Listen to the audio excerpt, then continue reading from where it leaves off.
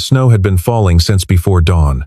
By 7:15, it lay 4 inches thick on the granite steps of the Carter Group building. And the city of Chicago had gone the color of old bone. The kind of cold that didn't ask permission, the kind that moved through your coat, past your skin, and settled somewhere between your ribs. Daniel Brooks stood in the center of the main lobby, mop handle in his left hand, and watched the glass doors open and close as employees filed in from the street. Each one brought a small explosion of cold air with them. Each one tracked wet snow across the marble floor he'd already cleaned twice that morning. He didn't say anything. He never did. He positioned the yellow caution cone to the left of the elevator bank and started again. 6:45 he'd arrived. The building had been dark and quiet. He'd worked through the kitchen on the 14th floor, the conference rooms on 8 and 9, the executive bathrooms on the top 3 floors. Now, at 7:15, as the lobby filled with coats and briefcases and the sound of people who had places to be, Daniel cleaned the marble floor for the 3rd time, and no one looked at him. That was the arrangement. Unspoken. Precise. He was part of the building, like the elevator or the ventilation system. Functional. Necessary. Invisible. At 7:32, the elevator bank chimed. The doors opened, and Amelia Carter walked out. She was 32 years old, and she moved like someone who had never once been late.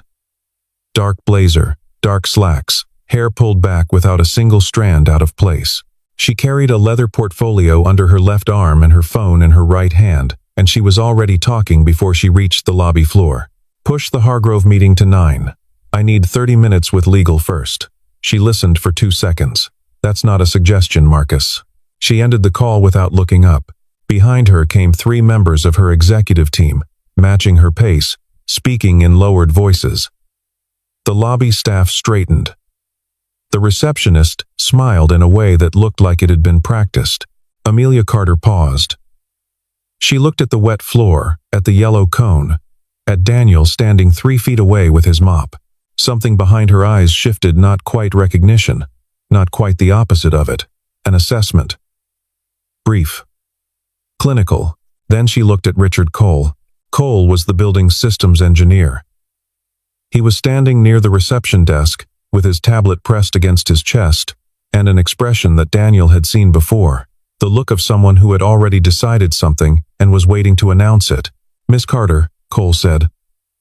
I need 5 minutes. You have 2. Cole glanced at Daniel, then back at Amelia. The server room logs show unauthorized access last night. Between midnight and 4 a.m.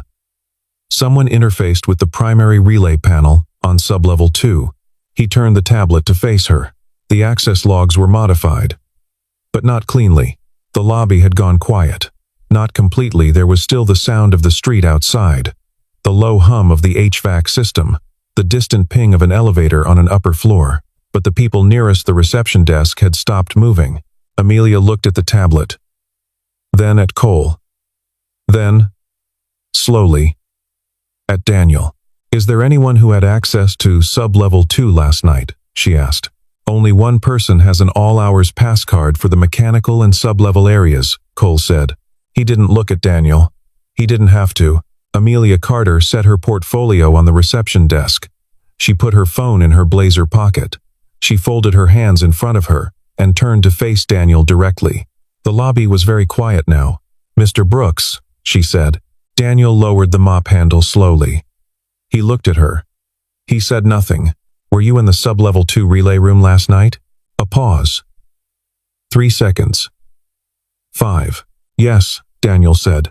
Someone behind him exhaled. A murmur moved through the gathered employees like a small wind. Amelia Carter didn't change expression. You accessed a restricted electrical system without authorization, without contacting maintenance, management, or the on-call engineer. She paused. You tampered with company infrastructure. Miss Carter, your employment with Carter Group is terminated, effective immediately. Building security will escort you out once you've collected your personal items. The words landed the way a gavel does. Final, no echo. Daniel looked at her for a moment. A long moment. Then he looked down at the mop in his hand. He leaned it carefully against the caution cone. He straightened it so it wouldn't fall. He turned toward the side corridor where the janitorial closet was. He had taken 4 steps when he heard it. The sound of small shoes on marble. Fast. Urgent. Wait.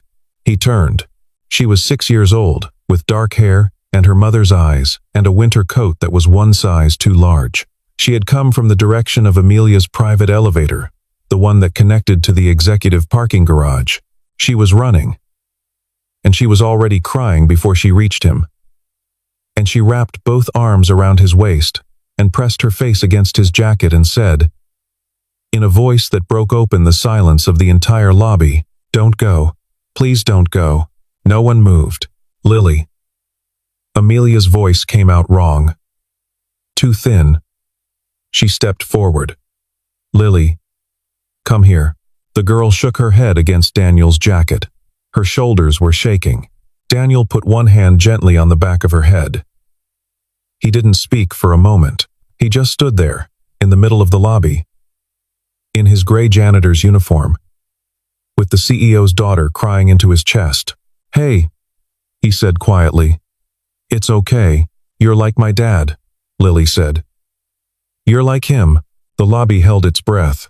Amelia Carter stood 6 feet away with her portfolio in her hand, and her face doing something that had no name in her professional vocabulary. Daniel looked up.